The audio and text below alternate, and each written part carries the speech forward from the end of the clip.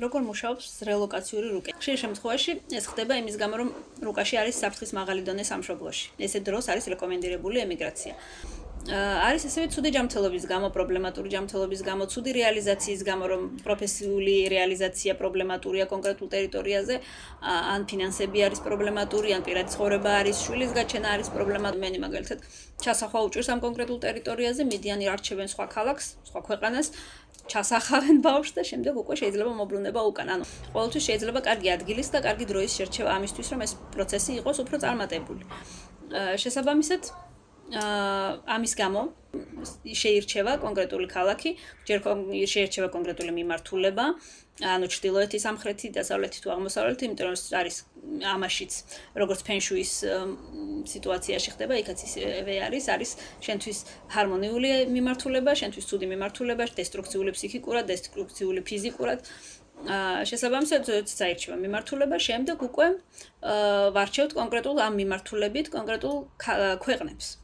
შემდეგ უკვე რა თქმა უნდა ხდება შეთანხმება, უკვე კომუნიკაციის საშუალებით, რომ კონკრეტულად ადამიანსაც შეუძლია წასვლა. ერთი არის, რომ შეიძლება მე მქონდეს ძალიან კარგი რუკა კუბაზე, მაგრამ თუ ფიზიკურად ვერ წავალ კუბაზე, დიდად ეს სერვისი არაფერში არ გამომადგება.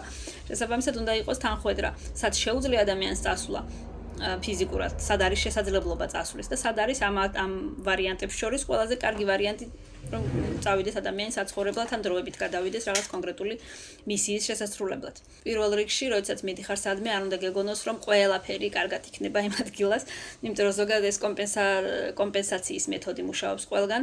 თუ შენ აქ მაგალითად ცუდი ჯანმრთელობა გაქვს და მიდიხარ სადღაც, უნდა გესმოდეს, რომ იქ შეიძლება გქონდეს კარგი ჯანმრთელობა, მაგრამ რაღაც სხვა სფეროს პრობლემის ხარჯზე.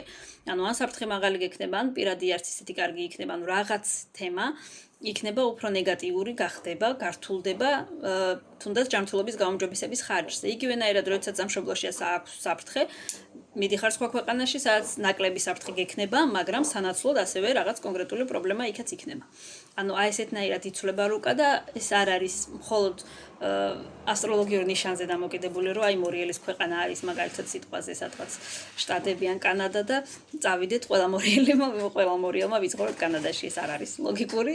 შესაბამისად, ყველა ადამიანს კონკრეტული ადგილი, სადაც შეუძლია წასვლა, სადაც შეუძლია ცხოვრება, ან დროებით კონკრეტული საქმის გასაკეთებლად წასვლა, ირჩევა ინდივიდუალურად ყოველთვის ნატალური რუკის შემთხვევაში, ნატალური რუკიდან გამომდინარე და რა თქმა უნდა ეს პროცესი ბევრად უფრო რთულდება, როდესაც უკვე მიდის ოჯახი, რამდენიმე ადამიანი და არა ერთი ადამიანი. ერთი ადამიანის შემთხვევაში შედარებით უფრო მარტივია ყველაფერი.